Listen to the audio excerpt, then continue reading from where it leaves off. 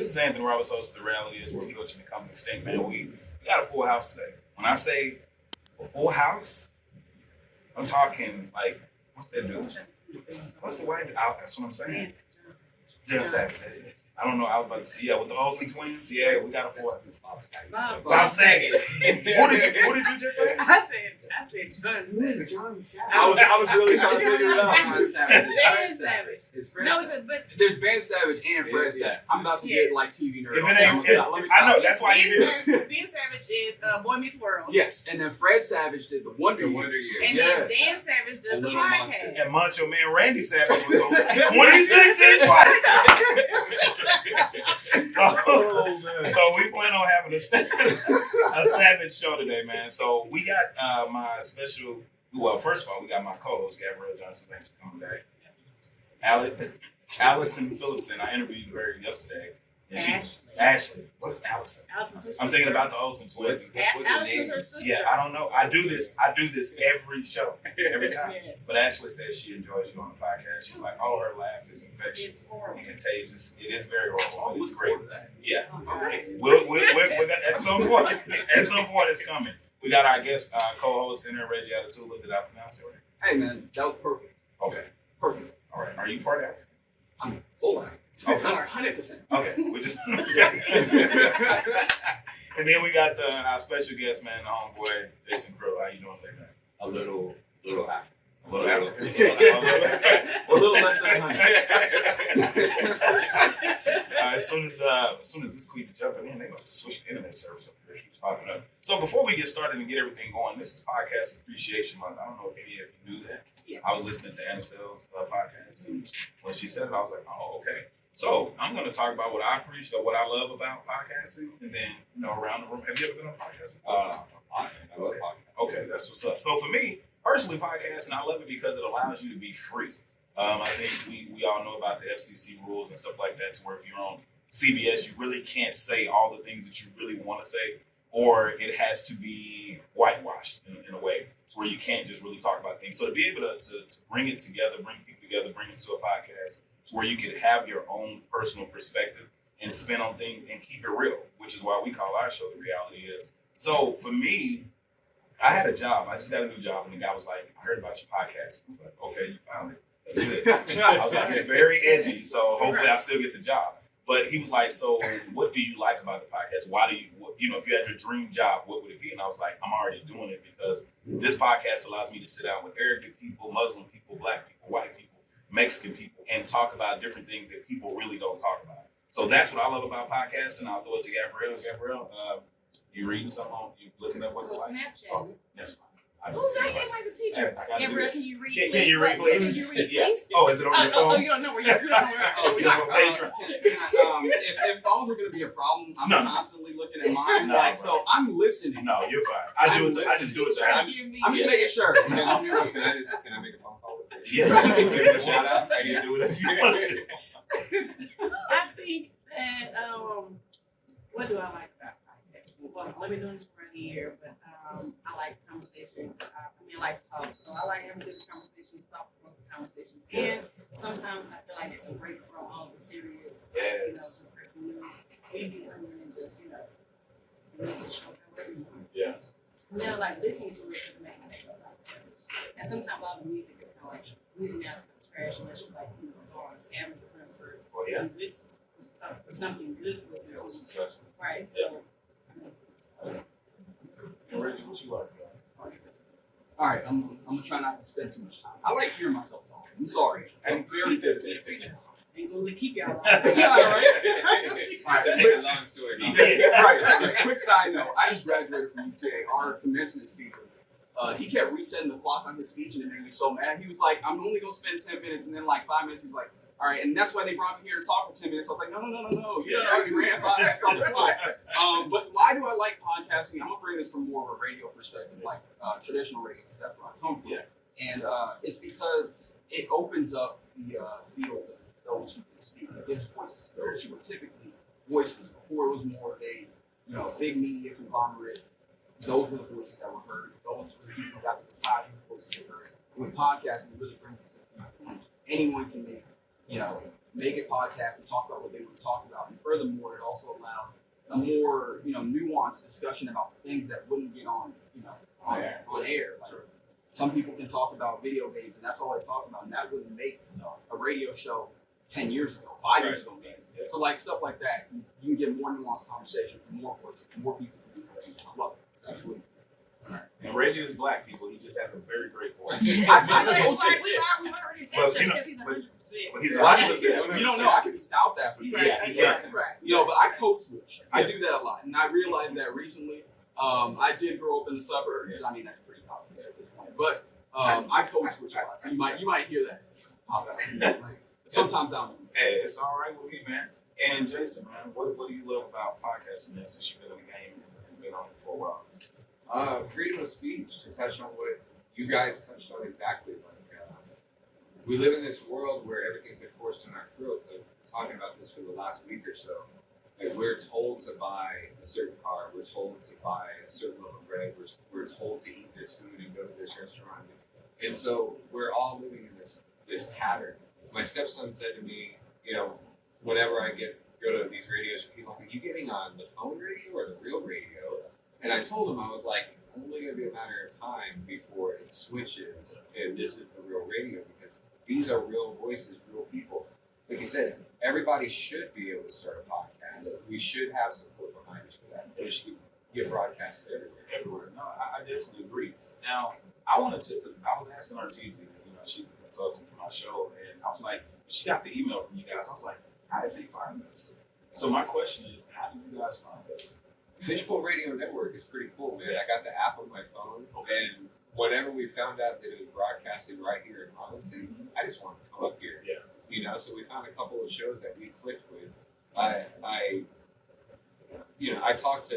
spend a lot of time talking to colleges, talking to students.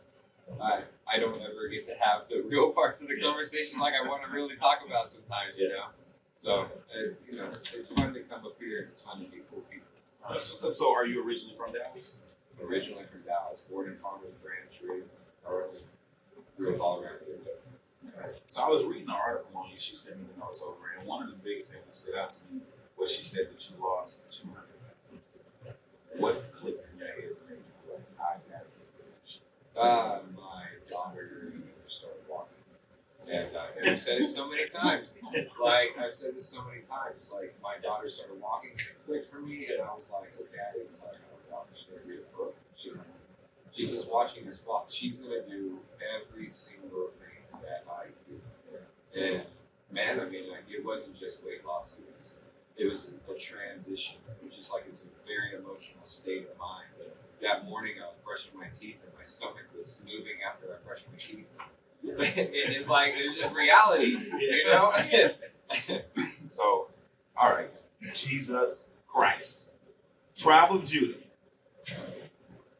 I'm gonna let you know what just happened. Because I needed it. I was not catching the vibe. So the lock talk button was turned off again by the people before us. So Nothing that we just not one iota, and I never know what that word means, but it sounds good for right now. You used it perfect. Tribe of Judah, man. 13 minutes down the drain. I'm rubbing. You got it on her? Yeah, we got it on her. We got it. She's you rubbing your head, and I am perplexed right now. Okay, shit. I'm gonna have to start doing a better job. So I have to tell you something. You know why I appreciate podcast media? Because we can still be here, and we're not being escorted out. Not being escorted out of the building, man. You guys have been off the air for 13 minutes. But it's now this is where we win. So to roll back real quick, and we can still we ain't got to take no. We just take the break. You. Yeah, it's Anthony Robbins, host of The Reality Is, yada yada yada yada yada. God damn it, Robin Judah. What you should do is just flip out one of your old shows, put it in the beginning here, and see if anybody knows. And just keep it going. Right. That's terrible. That's terrible. Somebody just be like, what were they talking about? Yeah, exactly. I guess this is normal. It's just normal.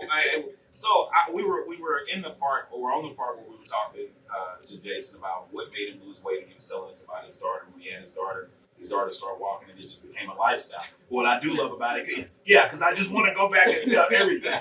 But the tripped out part about it was that when we found out was Jason was telling us that he wanted to start losing weight when he was brushing his teeth, and his stomach was kind of dribbling on his own. Yeah. That's the way he made it sound. So it was going back and forth. It was going back and forth. I'm sitting there and I'm like, It was crying. you know that I'm just trying to make a, okay, let's see if I can do this. Yeah. And it's like, and I stop and it's like, Alan it's Iverson. still going. Oh, like, It is. like Martin. Yeah. Oh, man. My ears are hot. Oh, God damn it, Robert. That was one of the best introductions that was flowing right on through. And they're never going to hear it. They're never going to know about it. You know, this is about the third time, and we've been on Fishbowl for about a year. Probably the third time it's happened.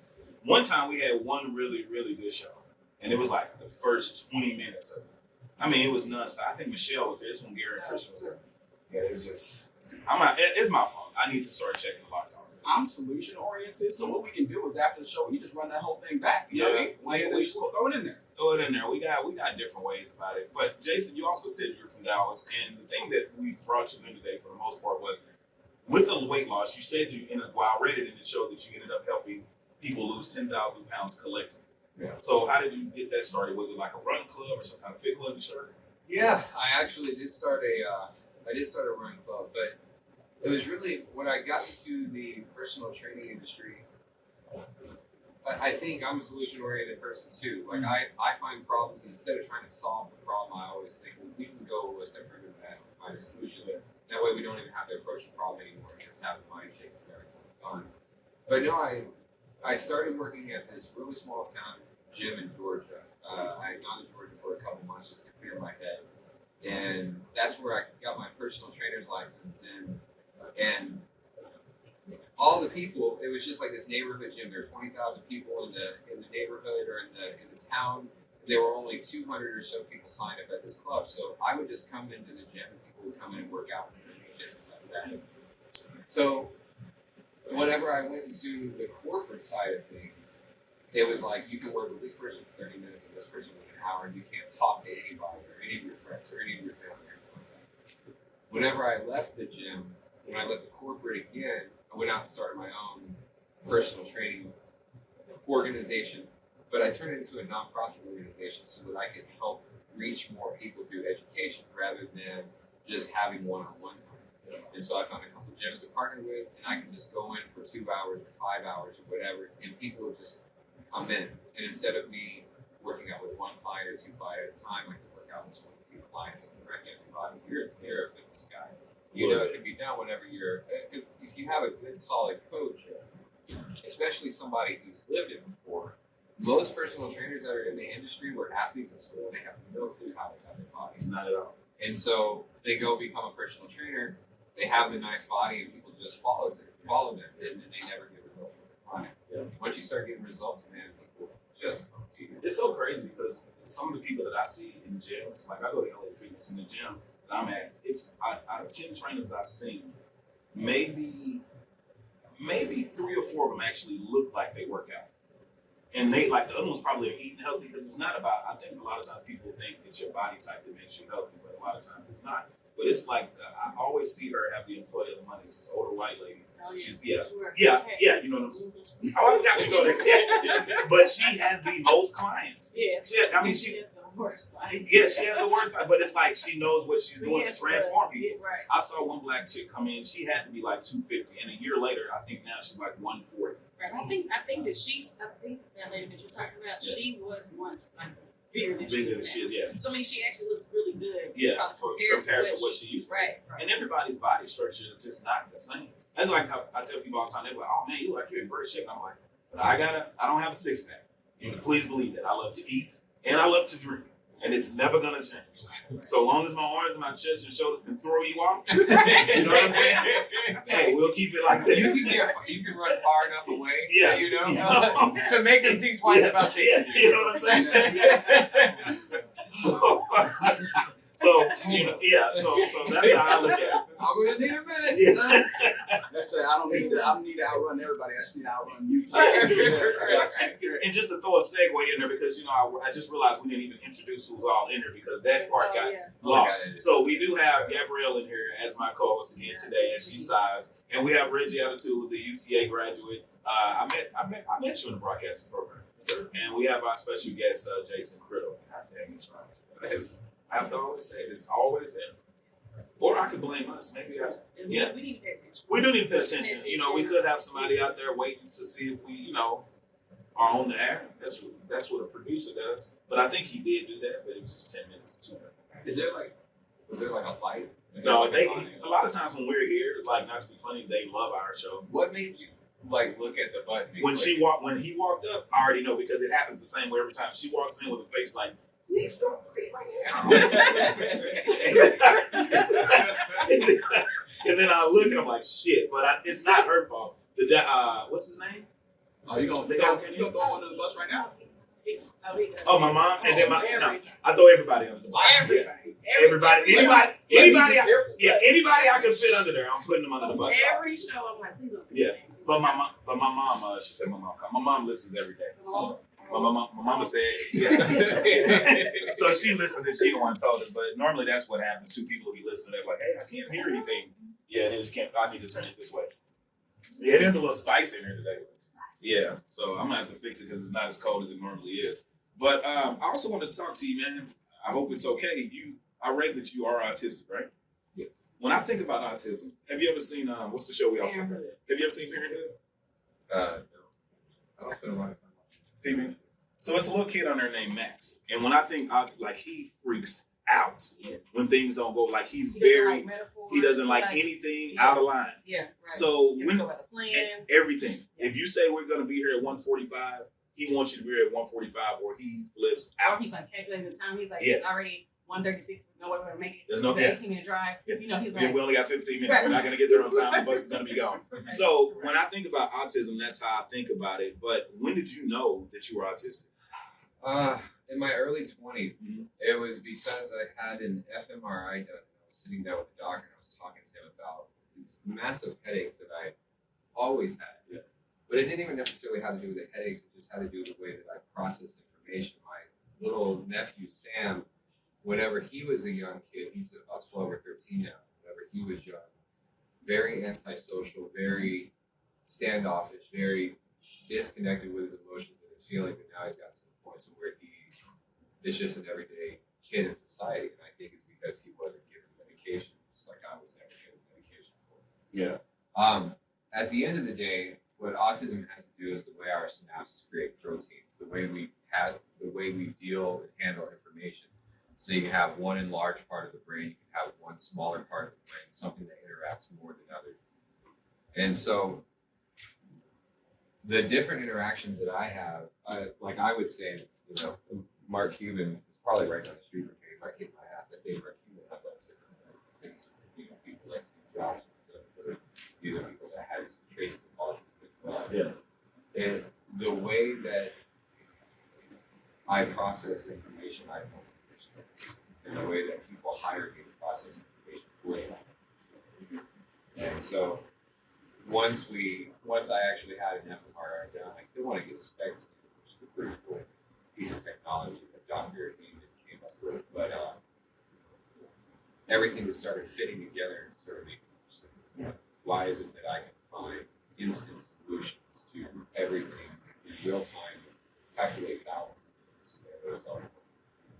that's the reason it was in me all my life. And then, I lost this weight, and even though I had gotten healthier, I guess I'd done a lot of damage to my heart. That's about heart surgery.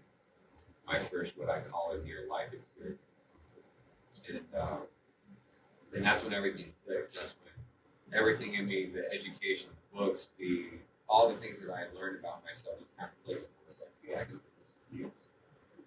And then just started company after company, idea after idea, started writing book after book after book after book after book. And it's the reason why I like to be on the radio, because it's my podcast appreciation for all the people that missed this podcast appreciation. God damn it. is I feel like myself whenever I sit here and I get to talk about things like this. I'm not doing it. Yeah. Oh, that makes sense, man. It's funny because most autistic people are smart. That's what they're known for. Like you said, figuring out different solutions in real time. Like I mean, are you good at Spanish? He's trying to Look at him. He's trying to find a tutor. He's scared. You got. Wow. I like to make hey. You got to be resourceful. I ain't mad at you. You know what I'm saying? If you can figure it out, because my conjugates are fucked up. I have no idea. So if I can learn the language in like 2 months. Shit, I've been taking Spanish for like 40 years. Right. I still hola, como está usted? Right. And when somebody says it's a janitor at my old job, and every time I remember the first time I met him, I met him, he gave me his name, I told him my name, and the next day I came up, I said, hola, como está usted? He said, muy bien, some, and I said, hey, whoa. That's all I knew. I thought you was just going to speak back to me, and we was going to be cool. Is that one of those you took off running the other direction? Yeah. Yeah. I'm in the same boat as you, though. I'm in the same boat as you. I can start a conversation, but it ain't going nowhere. We're going to start it. Well, I can understand it, but I can't talk back. So if you're talking they're talking to me, I can grasp what they're That's a saying. fancy way of saying I don't know. Right. No, I know what they're saying, but I can't talk back to you. I can't talk back to you. Yeah, I can't talk back A lot of people say that because, I mean, when you hear those words, you make sense of it, and body language, and Spanish. Yeah, and then their body, like you said, body language, and then the way their emotions. You know what I'm saying? Like, if you've never seen Bloodline on Netflix, it's this part where this Hispanic guy, this Hispanic guy, his daughter died, and he was like, he was speaking in Spanish to one of the cops to relay it back to the cop who didn't speak Spanish. But the whole time he was talking, I was just looking at his body language, and I was like, yeah, he went and killed that dude because he felt like the police was not doing their job. After he relayed that whole message, that's pretty much what he said in a nutshell. But if you listen, some of the words sound like yeah. sound like you just gotta kind of pay attention. Mickey Mouse. Yeah. Yeah, they'll say one word. It's like when I was in high school, I used to work in Sears. And Yeah. on Sunday, that's when all his fans go shopping. Yeah. Because I want this is my theory. That's It's because Sears Roebuck. because they all live together. Yeah. And the one person who speaks English, that's their day off. So anything they do is So a family outing. everybody has to go on this day because there's one person speaks. If you want your cat tip cash, Right? you coming with me. On Sunday, we're going to Sears. We're going to the mall. We're going into town. And so they would always be speaking to me. And then that's when I was, experienced school. So I felt like I was You feel like you know. bilingual. You know, what sucks I knew though, colors. what sucks though is that how terrible of human beings we are that none of us can speak Spanish. Yeah. My buddy Carlos, he lives in China now, and he's from Peru.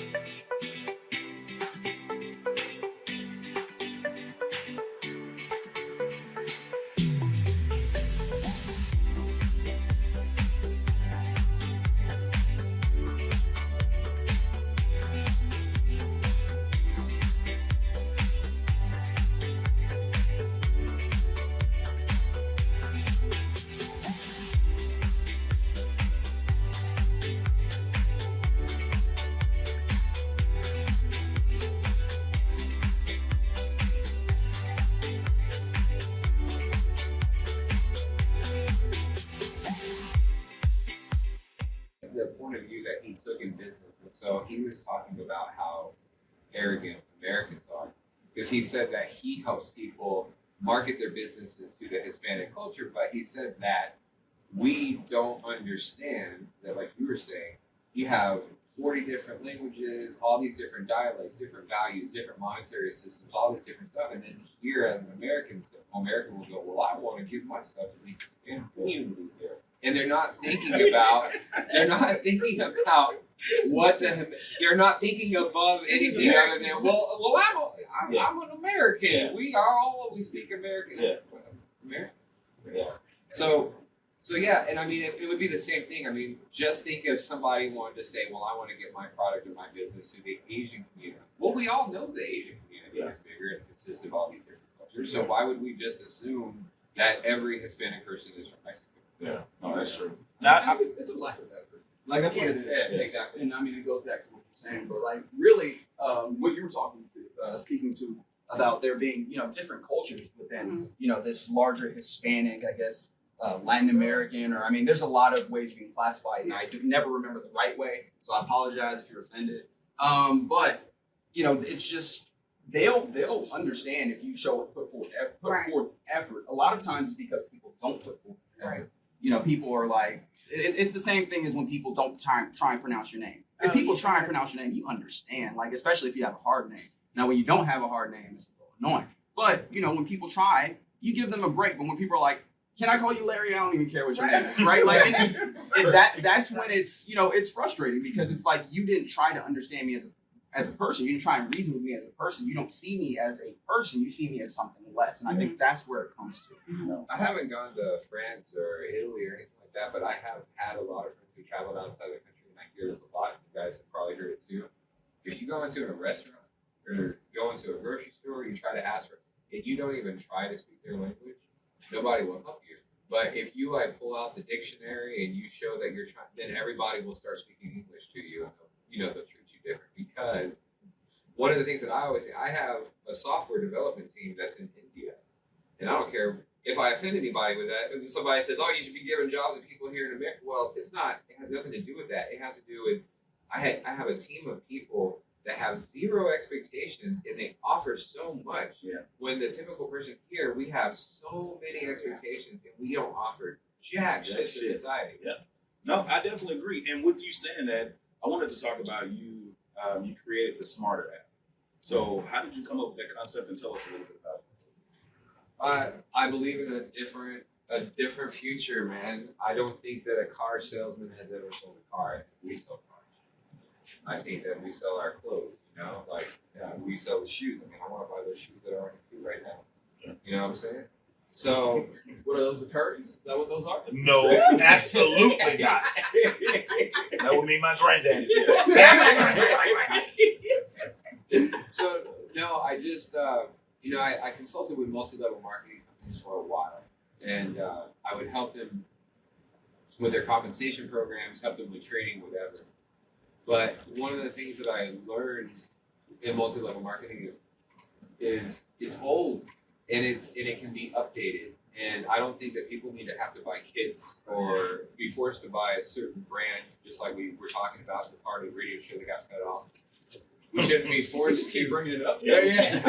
I'm living in the past. You just keep bringing off the name. But I don't think that we have to. I don't think that we have to do business the way that we're doing.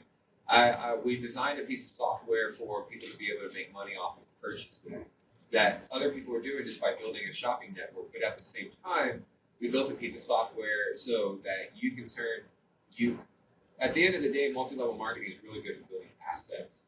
And assets are what everybody needs to build income. An asset it's going to make money for you when you're not doing anything. So we built a piece of software in our mobile phones to allow anybody to build an asset. And so, like, if a company, if any supplement company, if any company of any kind wanted to build a big, nice referral network for their company, they could just come to us. We have the patents on the software, and we can take your radio station, we can turn it into an asset-generating, money-making machine. We need to be talking about it. For sure. So I know you were saying the app is projected to give back $1 trillion of income by 2019. That's very full. How is that? Like, how did, because when I look at this, I'm thinking $1 trillion that it's going back out to everybody. Right. How is that even possible? So, what I was saying about the brands that we buy and the things that we do, you know, everybody's waiting for more jobs to be created, and everybody's waiting for somebody to turn something around. But what we can do is repurpose things that are already here. So, you know, you have all these different companies that are out there that are building all different new buildings, and there's all these buildings that are not being used. Yeah. So you have to find a solution for that. Well, it's the same thing with the clothes that we buy. You know, our government can only do so much. There's not a whole lot that people can do to help unless mass people change and start doing things to help themselves. So you just change the way that people buy things. You change the way people use their cell phones. Make these little subtle changes that allow people to make money for themselves by referring people into all these different software programs. Yeah. The corporations that have been running our country for so long, I say $1 trillion, dude, that's a joke. It's a drop in the bucket if you compare what Target and Walmart, that's and Six Flags, and everybody that's making. I mean, they're creating our economy that's worth hundreds of thousands of trillions of dollars. So what we can do is we can take, instead of taking profit from an item that's sold and giving it back to the retail chain, we can take the profit from an item that's sold and distribute it back to a network of people.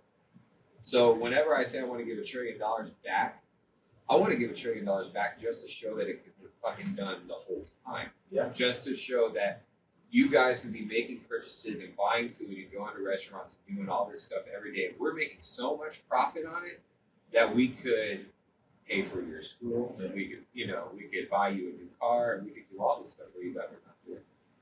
So just build a piece of software where we can share something on our phone. We can say, hey, you should try this brand out. And you download the app and you make purchases and you share people.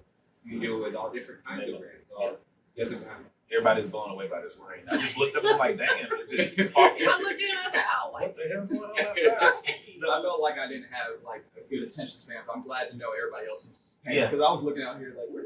Yeah. I was also trying. I thought I was a meteorologist for a minute because I was like, all right, is that cloud moving fast? Is it going to be here for a minute? Like, What's going on right now?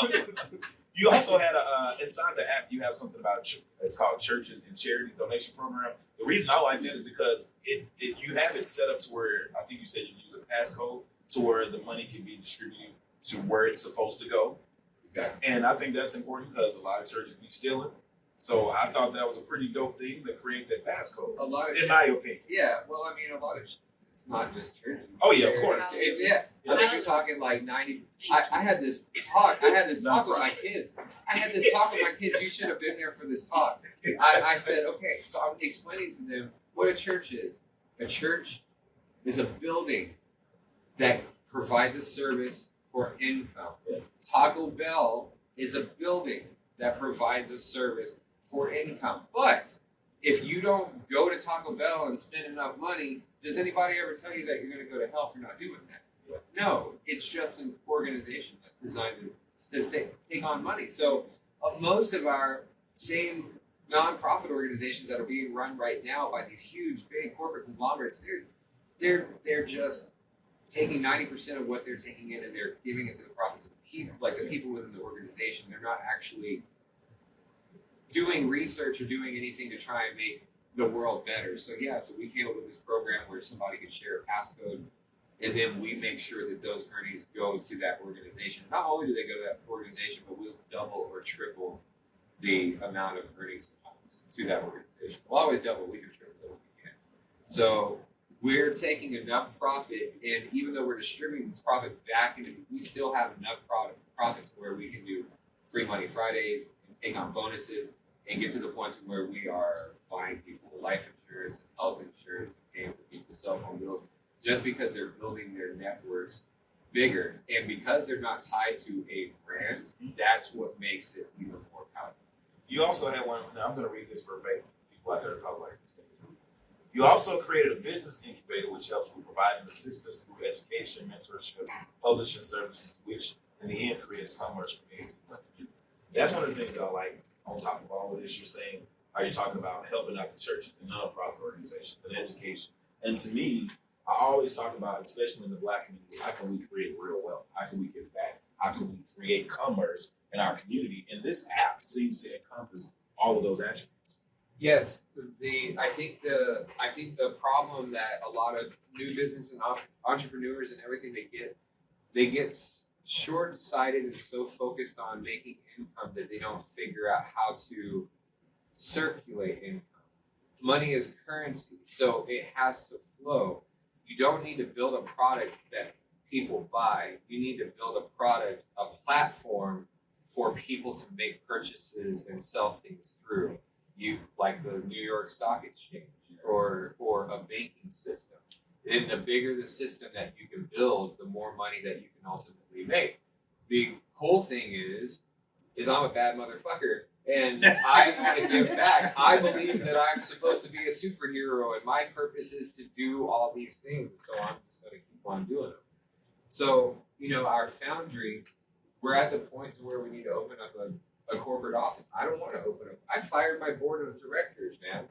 Like, I don't want to open a corporate office. I want to take, especially the South Dallas community. People are like, why are you opening your foundry in Grand Prairie? Why don't you bring it to Frisco? I love his voice. Because everybody would fucking take their thing to Frisco. Yeah, Frisco, yeah. You know what I'm saying? What about DeSoto and Oak Cliff and Irving and stuff?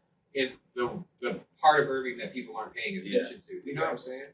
Like, these people need opportunities too. So now an entrepreneur, if somebody in Frisco wants to build something better, then they're more than welcome to it. Yeah. But we're going to have the right people. We're going to have the environment. We can take an entrepreneur. We can provide them with our publishing company. They can get business cards printed. They can make peanut butter and jelly sandwiches. They can have daycare. They can have access to investors. They can have help getting their company to the point to where it's invested in. If they need to wrap their car for their business, they can do it all in house. It's going to cost them $200 a month. And I think, don't they have Netflix out in Frisco now? Like, they are they're basically trying to make like a Texas-sized Silicon Valley. And they're starting it out in that area in Frisco. And I think it's in Louisville where all like the Capital One and all that stuff is. Plano. Yeah, but it's like that part of Plano where they're building up. But I mean, I agree with you, and I think a lot of times we do forget about, like, as you're saying, the little people. We want to go out to Frisco. We want to go to those places. I mean, to be honest with you, where white people are comfortable, to me. And like, if you try to sell a business, like if you were like, hey, let's go to DeSoto or let's go to the south side of Dallas, I want to have this meeting there. A lot of people outside of, prominent people, affluent people, white people, they don't know that there are hidden treasures and diamonds in the south side of Dallas. No, you find in the south side. They don't know. She was apologizing for kicking me. Yes. Oh, you kicked me? I'm sorry for you. I'm sorry. Yeah, because you just fucked it off. No, but I really do. I like what you're doing, man. I like where you're going with it. I do wish you a lot of success with it. The first hour is almost over. You're more than welcome to stay the second hour if you want to. Yeah. Because the second hour we talk about pretty much anything. Oh, we're not doing that. Well, It's real professional. yeah, we try to let people know, hey, we can talk about more than bullshit. Substantial Yeah. and We want to educate. real educated. Well, Right. okay, so let's get on it then. But The next hour you should be a real motherfucker. all right, we're gonna take a quick break again. You guys are listening to The Reality is Where Filter Becomes Extinct. So as you guys know, the second half of the show, we do what we do. Talk about whatever. Race, religion, people on the street, people in the studio now. So Father's Day is coming up, man. We can start with Reggie on around a good Father's Day joke, memory, or a bad one.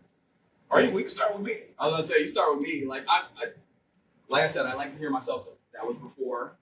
That was before. Yeah, nobody heard my that. bad. But yeah, I like to hear myself talk. And like on this, like when we talk about Father's Day, actually I didn't grow up with my dad, and I don't really talk to him. That's actually my decision. Yeah. And it's not like I'm not like bitter or anything. I have nothing against him, but I didn't grow up with him. I feel like a lot of people with Father's Day and Mother's Day, to like a large degree, try and impose the way that you're supposed to feel about it. Yeah. And like I don't feel any type of way about Father's Day.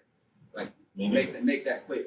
But I feel like people try and impose the way you're supposed to feel about it, one way or the other. Like you're supposed to, like, especially Mother's Day, it's like, oh, well, you have to heap praise on your mom. But there's some people that didn't have that type of relationship with their mom.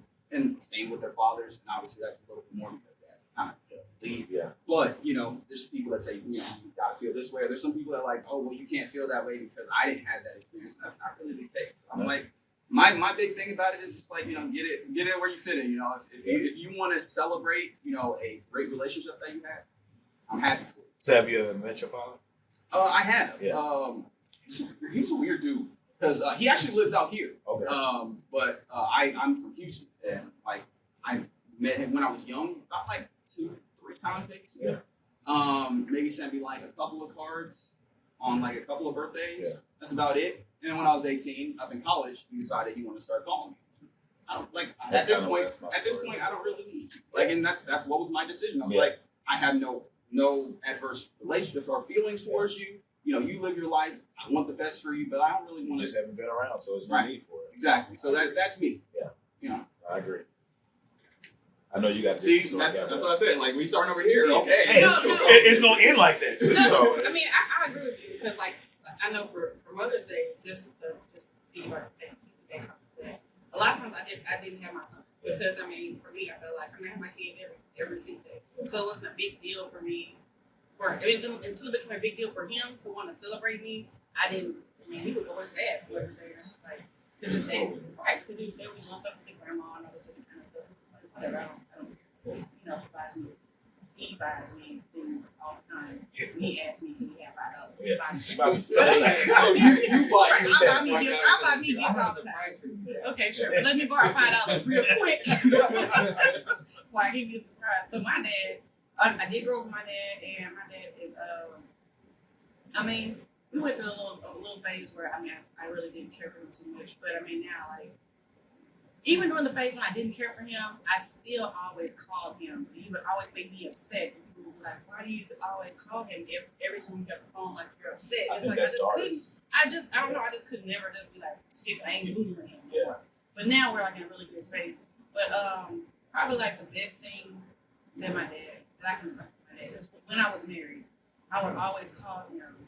And I don't know if this is good or bad. I was calling him whenever we got into it because my daddy would always kind of like make me see it from my ex-husband's perspective. So I felt like, you know, he was never, my dad's not that person who's just kind of like, he on my side just because he's my dad. My dad will call me out of my shit and he would be like, you're wrong, you need to calm down, it's not that big a deal, or whatever it is, and I kind of appreciate that. And the older I get and the more I date, I used to always say I did not want anybody like my dad. And now it's like, what's changing that? And I'm just saying because not his bad shit, of course. Keep that shit there. Right. But my dad is he takes care of, he makes sure his family's taken care of. He is very good with money.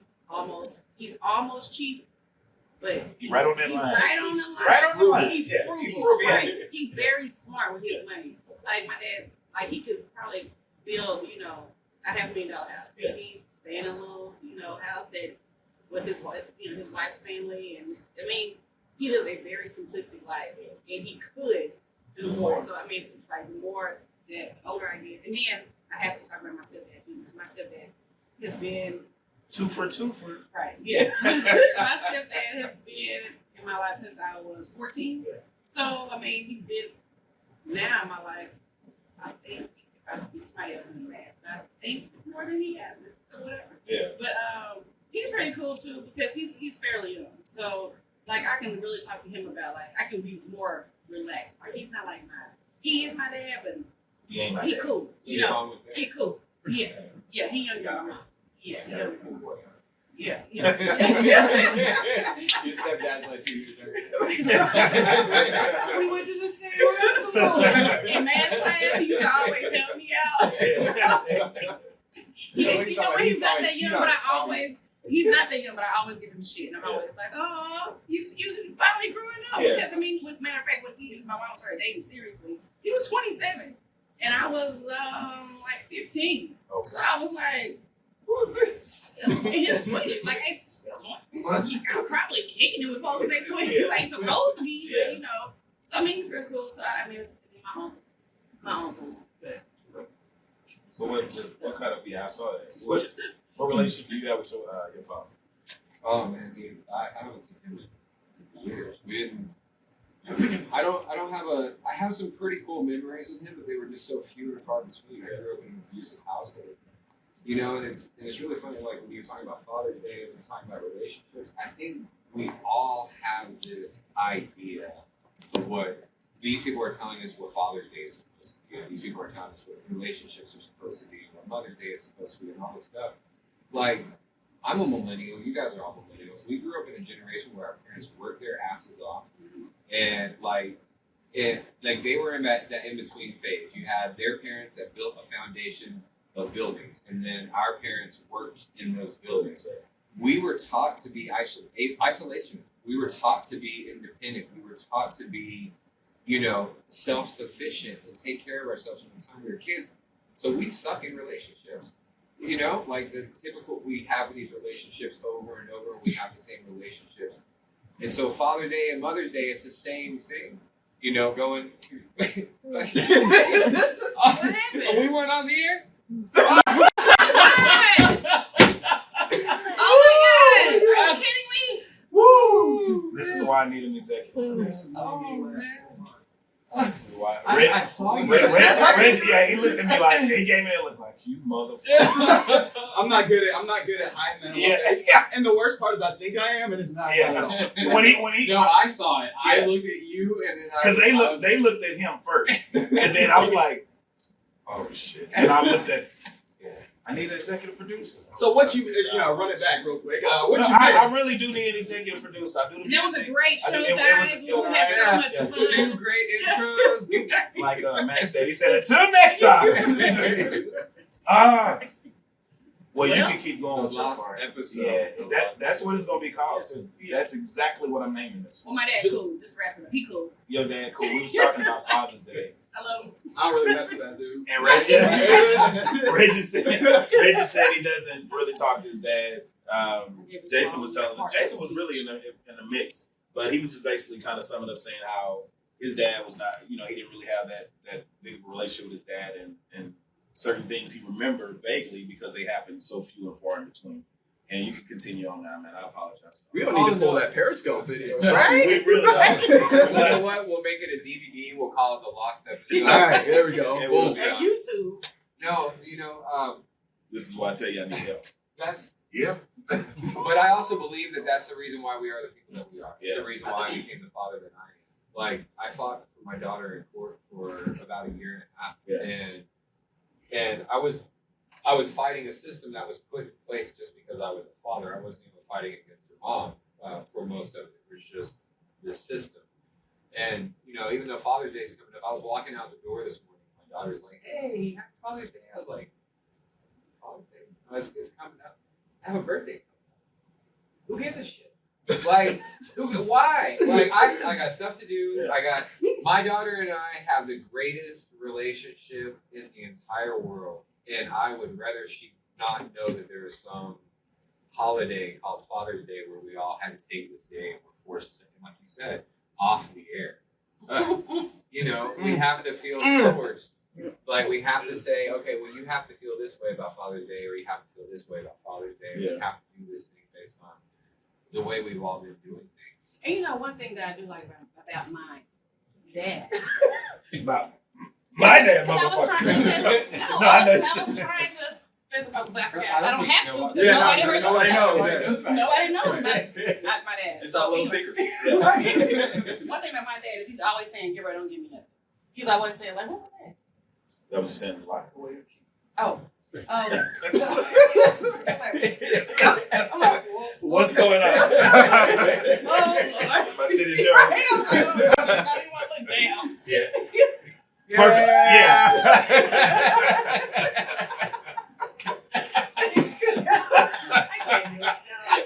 But my dad is always telling me, he always says, "Give her, don't give me." Yeah. Even if you can't afford to come home, don't even come home. Just call me, send me a text message. I'm telling you, he's very low key. He does not even care about Father's Day. Like, I'm going to go home, but it's not because he's like, "So you're going to come down for Father's Day?" It's like, whatever. I'm going to go home. And then if I tell him I'm going to take him out to eat, I'm like, "Come on, cook." Okay, It's really the best. so you made him a macaroni necklace, but he What he eating? what he like because you said he's Oh frugal. no, You he's that said- type. He's not. He ain't that would make him cheat. Yeah, You you're gotta right. cross that You're line. right. He like That's crossed the That's lost the part. line. That's That's the the lost line part. that nobody heard. Yeah. That one crossed the line. Crossed So over. he's not gonna We really lost all the good Yeah, stuff. we he did. gonna hang it up. He gonna hang it up, but it's like he ain't gonna. I'm hiring an executive. I need some help. You say you hiring? Okay. Yeah. Unless you specify hiring. Yeah. he's You gonna won't get paid. You mean internship? Motherfucker, like, I can do that. Experience. Yes. I'll pay you for $2.50 an hour. Oh, $5? Okay. Yeah, they ain't thinking about that. And there's no tips. No tips. Reggie, please give us a quick rundown. We got it. I mean, Dang. I know you don't really deal with him. He lives up here. I lived in Houston. Didn't really talk to him. Maybe saw him a couple times. I feel like I'm trying to like speed talk this. Oh, you just Didn't talk to him. 250. Yeah, didn't really talk to him. So like, I came an adult under, I guess, our culture's perspective. I really feel like that's good. I But feel like that too. came 18 and he wanted to get in my life, and I was like, the need for it. But yeah, don't really talk to him. But I've been very blessed to have a whole bunch of really great male role models in my life, to where like I never really felt like I was lacking that. And That's my not what mom had strong, like very strong character to the point where like I never felt like you were lacking. No, that was the same thing for me. My dad left when the first time he left, I was 8. The second time he left, I was 12. But even when he left around 12, he was only there for like a year. He came back. And then, like he showed up at my graduation. But like you said, when you go through these things where you fall in love, you get your heart broken, you have a friend, you get into it with your friend, and you ain't cool with your friend no more. When you physically hurt yourself and you learn how to dust your own self off, or like you said, if you're at church or school or wherever and you have that mentor that may not even know he's your mentor, but that person you look up to, you don't really need a father. You know what I'm saying? And then I think the one time that I really had a real conversation with my dad, I think I was about 24. I was dating this girl and I was 24 years old and I cared about her, but I really didn't know how to express myself. And I remember calling him because I was losing that girl. And I was crying and I was like, Dad, I don't know what to do. I don't know what to say. How do I do this to quit making these mistakes? And he literally was like, I don't really know. I don't have an answer for you. You know what I'm saying? And nothing against him because my mindset was like, how could he? Because my granddad was married 5 times. So they never had anything consistent. Now my granddad is married and he's been married to this woman 20 years. But I think that was his longest marriage. You know what I'm saying? So he really never saw consistency or love. So how could you see it from me? But the one good memory I do have is when I probably was like 5 or 6. Anytime we would go to the grocery store, my mom would go into the grocery store and shop. And my dad we would play this game where he would make these noises, like this beat with his mouth. And me and my brother would have to figure out what show it was. He did like the Scooby-Doo theme song, like Sanford and Son. So that's really one of the biggest memories. And anytime we would go to Dairy Queen, he would always get the ice cream. I don't know what it's called, where you dip the vanilla and you dip it in the chocolate. And when you turn it up, it's frozen. Yeah. But other than that, I literally have nothing. And like you, it's like he reaches out to me still now to this day, but because I don't have communication. Sometimes when he talks to me, I feel like he still talks to me as if I'm a kid, like I'm the 12-year-old Anthony. He'll talk about the Cowboys and he'll talk about video games. And I'm like, I don't even really play video games. I don't have time to play video games. And I don't get to watch sports as much as I would like to because I am a man now. So you're running your own business. I'm doing photography, going to school, going to work 45 hours a week. Like I really don't have that time. So we don't have a connection. And it's unfortunate that all of us in here are Black men and we really don't have a strong connection with our fathers. And I think it's a generational thing that I hope within the next 25, 50 years is changing. You know, like you being there for your daughter. I don't think you have a kid. I don't have any kids. No. Do you have a kid? Okay. But it's like, I would think that in my mind, LeBron James says it all the time. He want to give his kids something that his father never gave him. And I feel like when I do become a father, if that ever happens, I will be prepared. For one, I didn't have it too young, in my opinion. And 2, I've kind of learned some things and went through some things myself to be able to pass on those attributes, or the attributes I want to instill in my kid. So I Lucky remember. my bad kids. Who, me? Yeah. You said you heard? I feel. Why would like you? old parents have bad Oh. kids because old people they got a whole bunch of patience. And like, She's oh, so just right being though. a- Like I've they noticed just this. being a kid. My mom got remarried, and so I have two half brothers. I don't consider them my half brothers; those are my brothers. Yeah. I thought you were But gonna say I don't consider them niggas, man. oh my God, I'm not that sad. But yeah, and this actually helps me because I feel like I understand in some way, a small way, kind of that paternal, relationship because like they do look up to me. But my next brother was born when I was 13, so how old is he? This is how I feel like a father. I don't never remember how old he is. That's true. This Never. is true. I'm always counting. I'm like, Get he was big. born in 05. He's about to be 11. Okay, all right. And then the next one is about 8, I think. 8, yeah.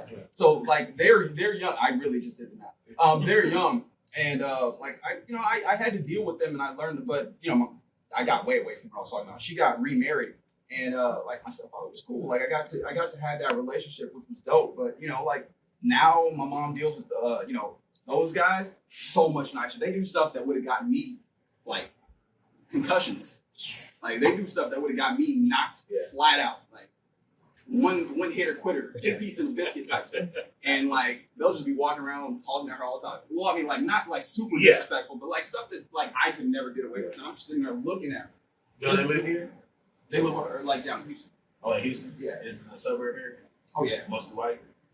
That doesn't mean anything. That doesn't mean somewhat, anything. but It's because she's old. I mean, not necessarily old, but you know what I mean. That's because she's She older. said she was old. There was one day I was hanging out at her house and I was looking for something to drink and I opened the fridge and she had grapefruit juice and cranberry juice. That was it. It was that where I could get some water.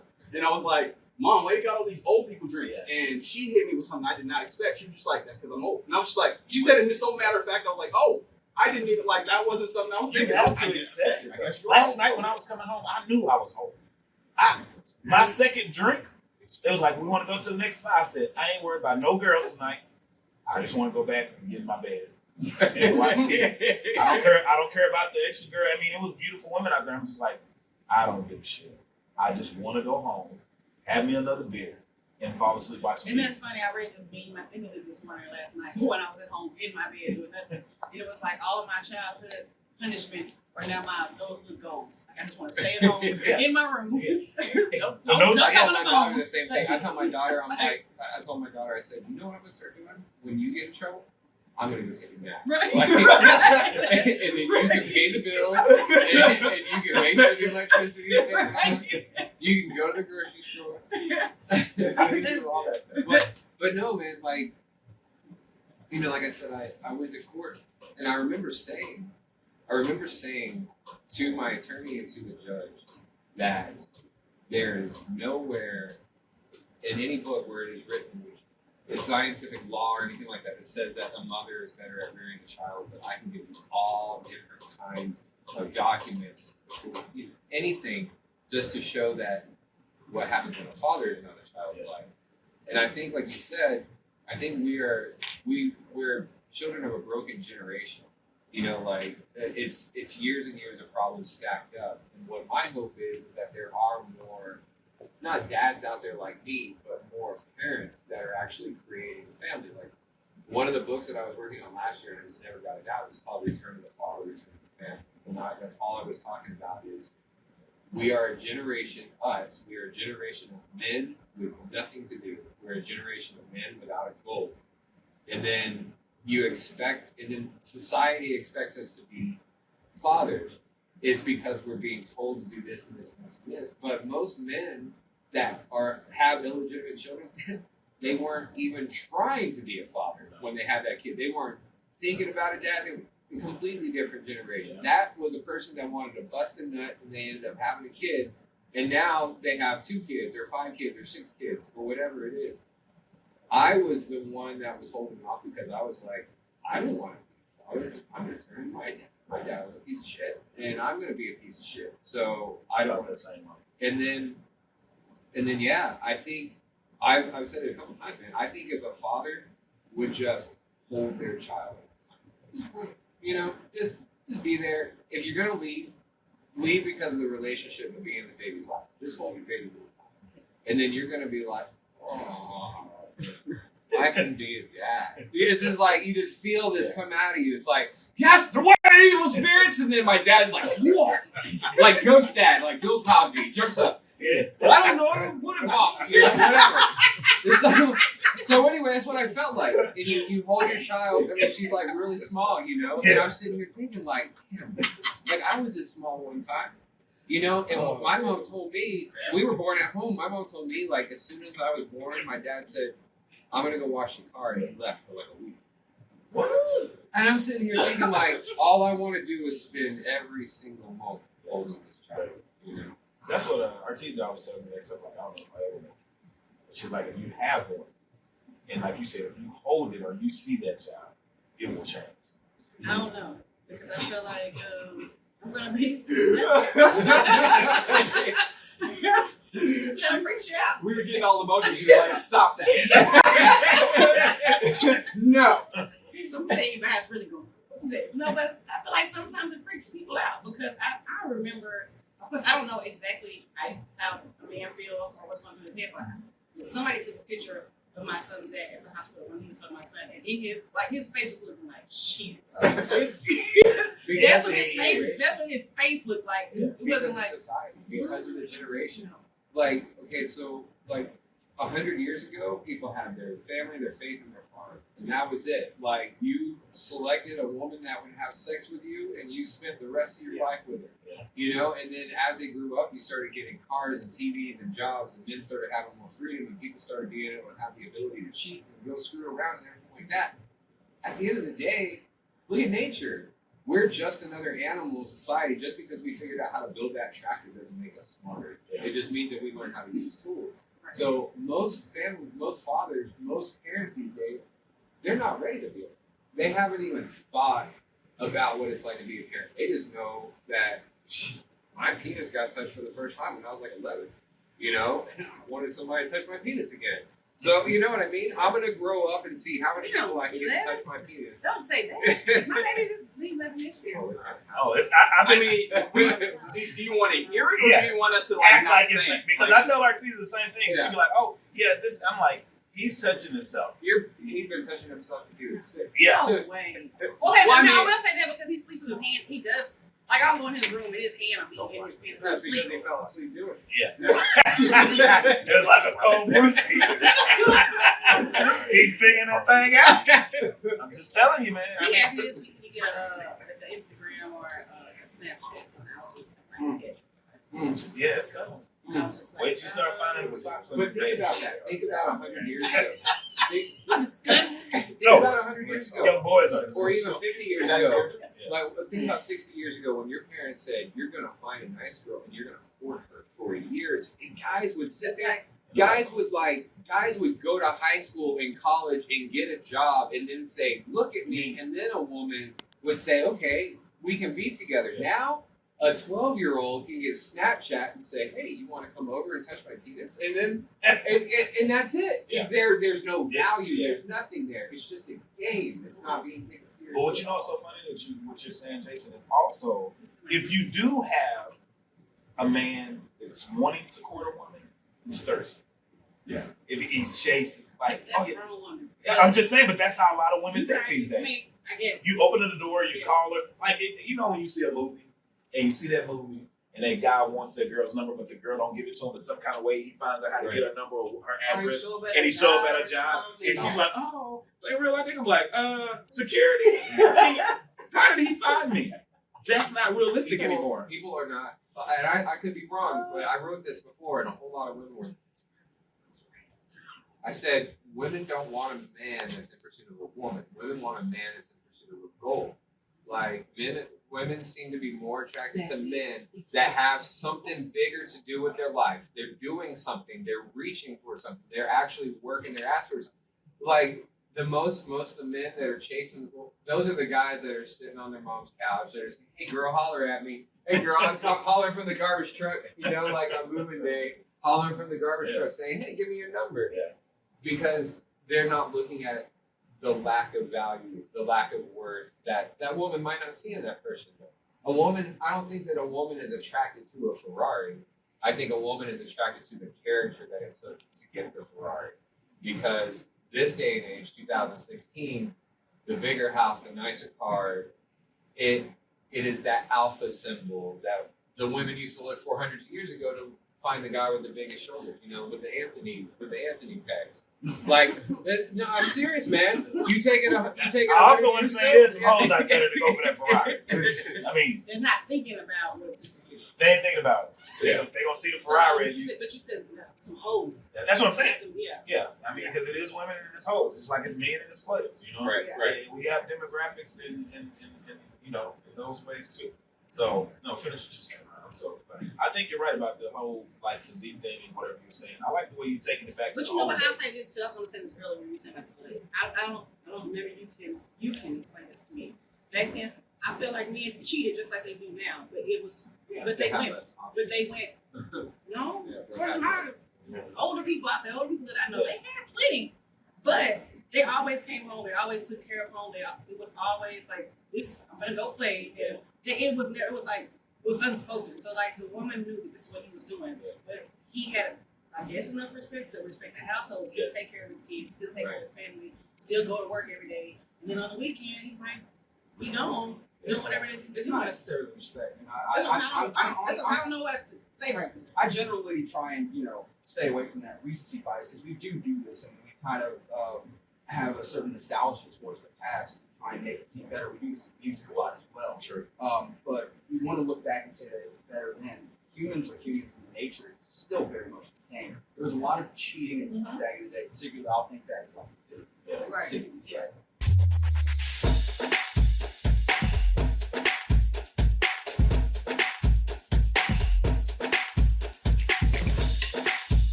And the reason why, in some cases, people would stay and still have that home is because there was more of a stigma against it. You couldn't continue your lifestyle without having that family, without having the status of this is my trophy wife, these are my kids. So like, there's still that. There was that reason to have it, and then also like you'd be shamed, you publicly shamed if you were breaking up the family just to go chase. But now people they'll get in a relationship, they'll post on Facebook, I'm in love with this person, let's spend the rest of my life with the person, and a month later they're like, that person's a piece of shit, and I don't ever want to see them again. Yeah. And 2 days later, I found a new person and the whole time, what is somebody doing? Like reinforcing that behavior in us. And so, like you said, humans are humans. I appreciate exactly what you're saying. I think it's true that you might have had. What I was saying about options now is people don't have that society. There is no 9 to 5. There is no people that are going to publicly shame people. Mm-hmm. I could go cheat on 3 wives in a row and I could still be successful, and people would be like, that's the dude that cheated on 3 wives in a row, And then I could still build out my lifestyle and nothing would be affected. I wouldn't necessarily say that.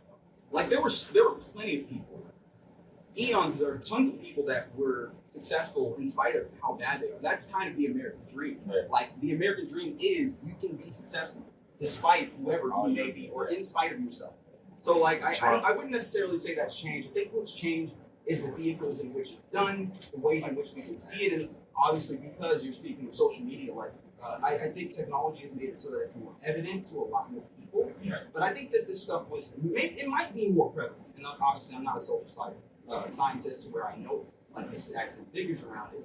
But like I feel like it might be more prevalent, but it's not as startling a jump as we would like to believe. Because I think in some ways we like extremes in general. We love to say I love things or I hate things. There's never any gray area. It's very binary. So I think in some ways we want it to be, the world's going to hell in a handbasket, or it's the best of all time. And if we're being conditioned to things to see it, then we're not going to make as big a deal out of it. If you had all the parents or all the family on the same street, and everybody was working at the same factory, and everybody was doing the same thing. You probably had a neighborhood bar where all those men hung out at, and you had the hookers that would go to the bar. Yeah. You know, like we now with the social media, with TV, with the way that everybody has more freedom, we are just seeing a whole lot of stuff more. Like, I mean, think about this, dude. Like, and I'm not trying to make this is not about race or anything. Mm-hmm. 60, 70, 80, we had people that were marching in the streets and cops that were beating them, and then people that stood up to the cops, and then a stop was put to it. People will pull out their cell phone and record a cop beating the shit out of somebody. And I'm not even talking about like the good cop, bad cop, or anything like that. I'm talking about there is so much that we are just conditioned to that it doesn't even affect us anymore. People cheating in relationships, accidents, violence, whether it's a person beating their husband or wife, or you know, riots and people standing up for free speech and then being beat down and not being able to stand up for free speech or whatever. I think we just have so many more. Maybe that could be probably it. Is you didn't have TV, and then you had TV, and now you have 70 TVs that you interact with, you know, in all different manners and seeing all these different things over and over again. So before you just got your news from a TV, now it's like, well, that person's doing this and this person's doing this, and everybody's just kind of accepting that we're just human beings and we have human nature. I don't think people are. I think people are not. I don't know. You're too very well spoken. Right. I'm just like, And I was going to tell him earlier, if you wanted the statistic that you didn't know, with the way you sound, you could bullshit, and people would have been like, "Oh, yeah," which is a part of what social media does. Right. It allows you to, no, exactly. But it allows you to group think, and it kind of goes back to what you guys are saying. But that's why it's important to have people that will call people on bullshit, to where, like, not to be funny, like you were saying, if a guy does cheat and mess around with multiple women, like we talked about it before, if you got that homeboy, if I'm your friend and I'm sleeping with all these women and I'm doing wrong, it has to be you or that friend that says, "Hey, like you going too far. You're doing a bit much," as opposed to the pat on the back, like, "Oh man, that's dope. She fine. Keep it up." I think it's we are in a society that and there's a lot of groupthink, but we just have to have people to be able to say that's bullshit. Hold your account. Reinforce justification. Reinforce justification. It's no matter what it is, whatever behavior that you're willing to put forth, you have a whole bunch of people that have them on the back. I think that's why I got here. A lot of people call me a motivational speaker. I think I piss people off when I talk to them. But it's like you were saying about your dad. I don't stick up for my daughter just because she's my daughter. I remember the first time my daughter got bit by a dog. You know why she got bit by a dog? Because she was trying to pet the dog that was under the table. And I kept telling her, if you keep pet that dog that's under the table, like he's going under the table, get away from you. He's not going under the table, so you can chase him under the table. So she got bit, and then everybody stares at me like, "What's going on?" Put the dog down. No, yeah, exactly. That's almost like the same as like when I was being parented as a kid. It's like, you know, have you ever been doing something as a kid and then your mom like, "You better not cry." So I told you, don't be jumping up back in that truck. You jump back in that truck and then you break your arm. You better not cry. Right. You just, so now you walk around like. Trying to hold it in. And your aunt come out and say, "You all right?" Well, my daughter did that the other day. She hit her foot. She hits her foot on the table. She's like, "I'm not gonna cry." She's like, no, daddy, I'm okay. Artesia just got a phone call with my son and the same thing happened. She was like, she's asking him, "Are you okay?" He's like, "Yeah, I'm okay." And she's like, "Are you really okay?" He's like, "I'm okay." He's trying to hold it in. He was convincing himself. Yeah, and she was like, "You're okay.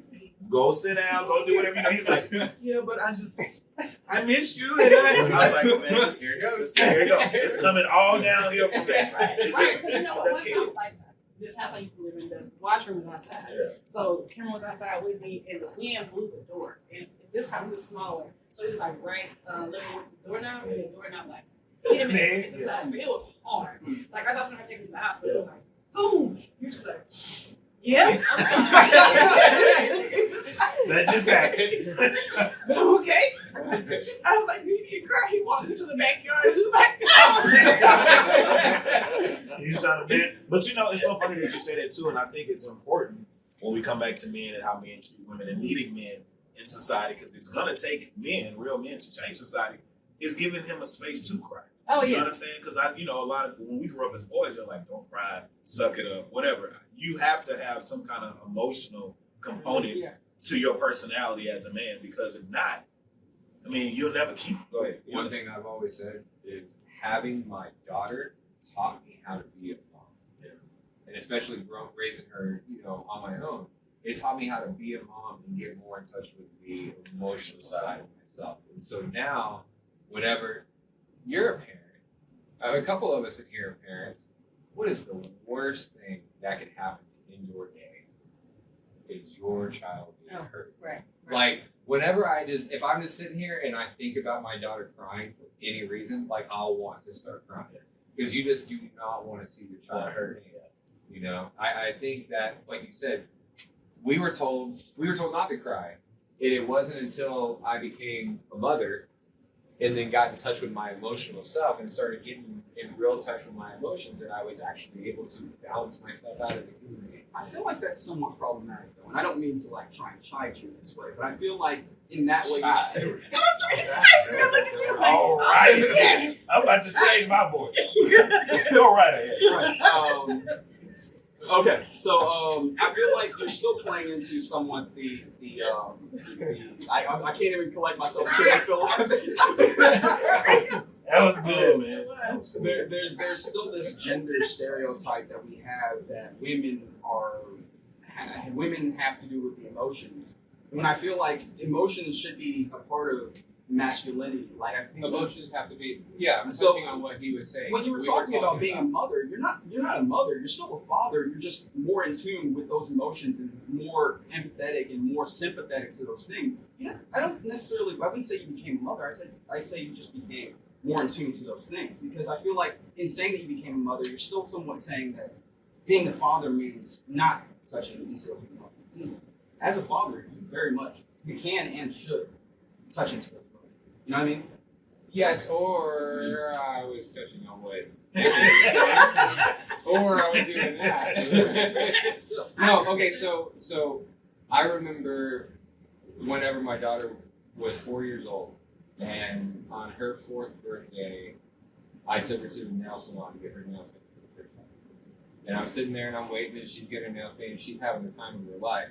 And every single person that came in there was like, I just don't think the average father would think to do that. Why would a father? So it's not trying to play on any traditional roles or stereotypes or anything like that. I think that most people probably don't comprehend the world the way you and I comprehend the world. So I got more in touch with this completely different side that I was not taught to have. I grew up in a house where I was taught men don't cry. And it wasn't anything that I made choice of. We were taught not to cry. We were taught not to deal with these emotions. Don't get mad. Don't get sad. Don't do this. But then, yes, whenever you realize when you grow up, it doesn't matter if you're a man or woman or a kid or whatever, having tune with your emotions is exactly what you need to do. I had a lady a couple weeks ago that asked me, or a couple months ago, she said, how do you stay positive all the time? I'll stay positive all the time. I'm an asshole most of the time. I take the time to get angry, but I don't take that anger out on the world and unfocus that anger and make that anger about something that it's not. I use the creative emotion of anger in order to get past the problem that made me angry. So no, I think we need to get away from the gender roles, the gender stereotypes and everything like that. I won't say that I turned into a mother. I will say that I started thinking about things that fathers just that men my generation just weren't taught to think about. No, I agree. I'm an asshole. I say it all the time. Artesia always says you would have to have a daughter to change. Yeah, if I had a son first, there is no way I would be the person. I don't want a daughter. Wow. You'll have to buy a gun. That's why. That, and I just don't want to think about Oh my sexual God. I factors. hope my of daughter it. ends up being My dad My dad cried when my mom later told me that my dad cried when I told him I was pregnant. Like the first time I was like, so I was on my period date. He was like, you can get pregnant. I was like, whoa. Like doing what? Like wait. Exactly. What do I need to stop doing? What are you talking about? Exactly. That's exactly what I was like, what are you talking about? Like I can get pregnant. Like just right now? What is that? When I was a kid, my mom told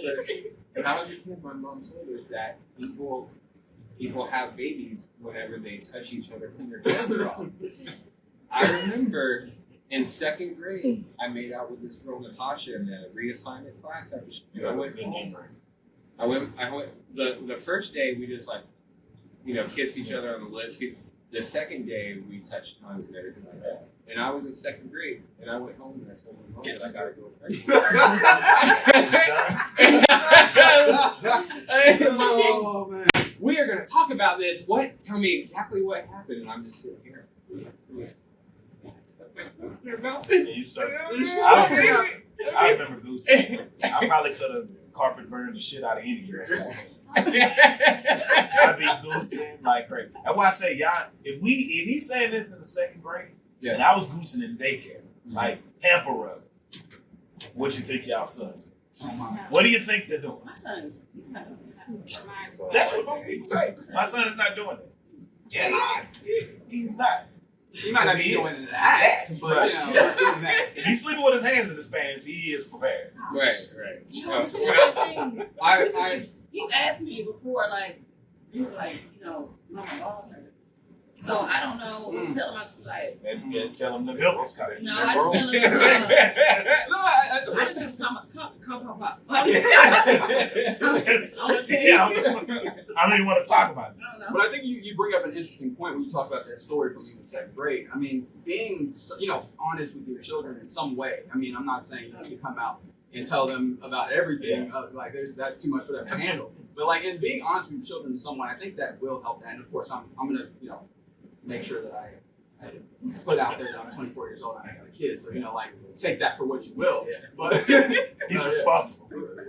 I know what I'm saying is I don't know shit about this. Don't listen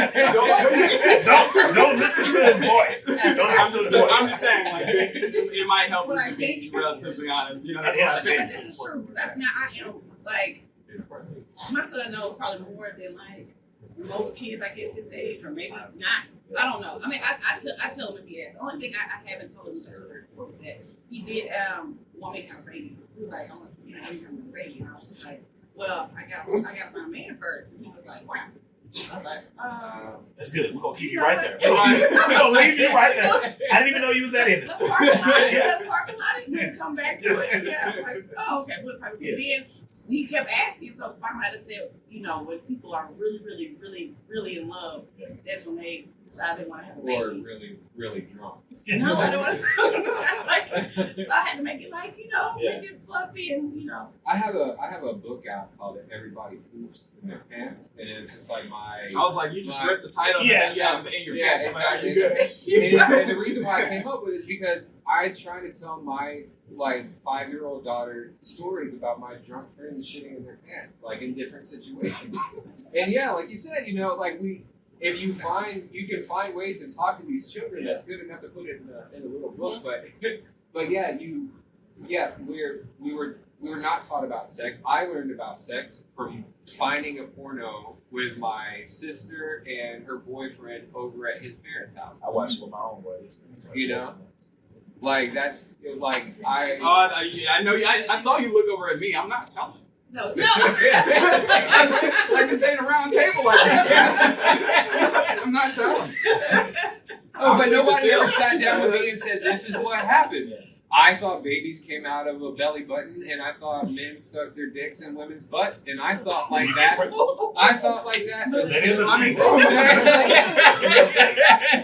this point, I thought that's what it was like until I see this porno, and I'm like, oh, that's what this can be used for. I'm going to train mine to be as good as you. Good boy. Yeah, good boy. I'm going to start right now. I was the same way though, and I remember at the church I went to, they had a convention here in Dallas, and there was a guy. They had a little men's group, and it was the church trying to teach us about sex. But it was so funny because they were trying to teach us about sex, but they were saying nothing about sex. So the guy was like, "I have one question." I still remember this guy. Don't remember his name, so I don't have to call it. Anyway, so the guy was like, "So can you get pregnant from sticking it in a girl's butt?" And everybody was laughing. So I'm thinking, why everybody laughing? Because all of us want to know this shit. They're laughing to cover it up. Yeah, they're covering up. Answer that one. Yeah. No, don't heard people think that, girls can get pregnant from anal sex. Girls can get pregnant from blowjobs and swallowing because, a kid, if you're 11 and you say babies come from your stomach, they'd be like, well, if you give me a head and I swallow it, it's in my stomach, I'm going to get pregnant. Yeah. So it is things that you need to know and things that you should talk about with your kids. And not to be funny, like you said, it's good that you're doing it now because they can learn from school. And if they learn from school, they're just getting they're getting one part of the information and that ain't even correct. Yeah, because he's even asked me before this when he was a lot smaller. He was probably like 6 or 7. And like, I went to go pick him up because he had went to the reunion. Yeah. Family reunion with my dad because I don't ever go. So I picked him up and he came to first like, Mom, what's gay? I'm like, what? He was like, what is gay? I'm like, we'll talk about it later. He was like, is it when 2 boys kiss? I was like, well, in a nutshell. You've got this one house. I was like, all right. Sure it is. And the thing about it is, though, you tell them those little things. You know what I'm saying? You give them those little nuggets of thought to where they put 2 and 2 together. And I get it's like a flower. You keep flirting, you keep watering it, and it'll flourish into what you need to be. Because if you give them too much all at once, they kiss and then they have sex. They can be like, whoa, I thought the girls, whatever. And if guys doing it in the, so you got to just feed it to them. Yeah. And they'll get it from here and there, and then you just bring it all together. That's how we do it. I would rather my daughter wear something for me than for somebody else. Oh, yeah. You know what I'm saying? Like, I mean, we were even having a conversation about racism this morning because I had a talk with a gentleman yesterday who was white. He's married to an African American woman. He was talking about how whenever he grew up, it was unheard of, and then he joined the military right out of high school. He was in the military. Everybody gets married. Everybody's, and then, but in different parts of our society. And I was saying, I said, you will learn a completely different side of humanity if you have pigment in your skin. But then I was also reminded that you can also learn a completely different side of humanity if you are a white person that's in the family dealing with racism. Mm-hmm. My little girl is a quarter black. She looks white.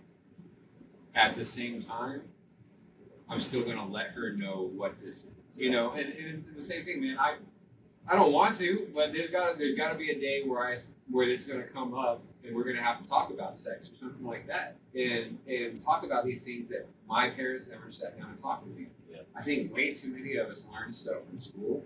We learn stuff from our friends, and now we're growing up. We're adults now. We're like, like I didn't fact check any of that. Like I never researched. I never said it. I just believed that this person was gay and that this person was wrong, and that these people are evil. And even when you grow up, even when you grow up, I feel like after you know about sex, you then need to talk to somebody about how to please that person.